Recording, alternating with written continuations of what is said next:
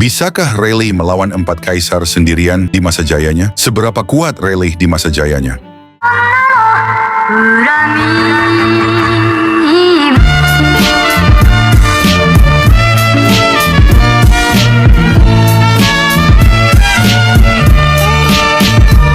Pertanyaan ini telah diperdebatkan selama lebih dari 10 tahun. Beberapa orang mengatakan bahwa ia adalah guru utama Luffy dan didewakan begitu ia muncul. Beberapa orang mengatakan bahwa ia hanyalah seorang lelaki tua yang terlalu tua dan tidak memiliki kekuatan. Jadi, bisakah dia benar-benar melawan 4 kaisar ketika dia masih muda? Pertama-tama, rekor Rayleigh sebenarnya cukup mengesankan. Penampilan resmi pertama lelaki tua itu adalah di Kepulauan Sabaudi. Ia meluncur di depan Kizaru dan menghentikan paman si pelari cepat ini. Kizaru tampak tidak mampu menyinggung perasaannya, tetapi dia bisa berlari cepat. Dia mengatakannya dengan mudah, tetapi sebenarnya dia tidak berani menghadapinya secara langsung. Perlu kalian ketahui bahwa saat ini Rayleigh sudah menjadi seorang lelaki tua yang telah pensiun selama bertahun-tahun dan garis rambutnya lebih tinggi dari Kizaru. Ia dapat bertarung secara setara dengan para laksamana angkatan laut yang masih aktif. Meskipun dia bukan yang paling hebat, dia tetap punya peran besar dan terlihat menonjol. Terlebih lagi, Rayleigh pernah memaksa Blackbeard untuk mundur. Saat itu Blackbeard bergegas ke Pulau Putri dengan raut wajah sombong, siap membawa pergi permaisuri dan saudara perempuannya. Akibatnya, Rayleigh jatuh dari langit dan berdiri tegak seperti seorang ayah tua dengan celana pendek. Kemudian Blackbeard dengan tegas menjadi pengecut dengan sikap, "Jika kau tidak bisa mengalahkanku, aku masih bisa melarikan diri," dan mundur karena malu. Namun jangan heboh, ada juga episode kecil dalam cerita ini. Rayleigh kemudian mengatakan bahwa dia sebenarnya terlalu tua untuk mengalahkan Blackbeard. Hal ini menunjukkan adanya masalah. Puncak Rayleigh memang bukan sekarang, melainkan di tahun-tahun awal saat kekuatannya berada di level tertinggi. Jadi kenapa Rayleigh bisa sekuat itu? Jawabannya simple.